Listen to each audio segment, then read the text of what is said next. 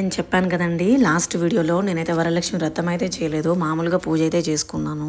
పూజ చేసుకున్నప్పుడు అలా 5గురికి అయితే నాకు తోచినంతగా నేను వాయనం అయితే ఇచ్చాను ఫ్రెండ్స్. అందులో ఫస్ట్ నా చిట్టి తల్లి, నా ఇంటి మహాలక్ష్మి, మా పాపకైతే ఇచ్చానండి ఫస్ట్ వాయనము.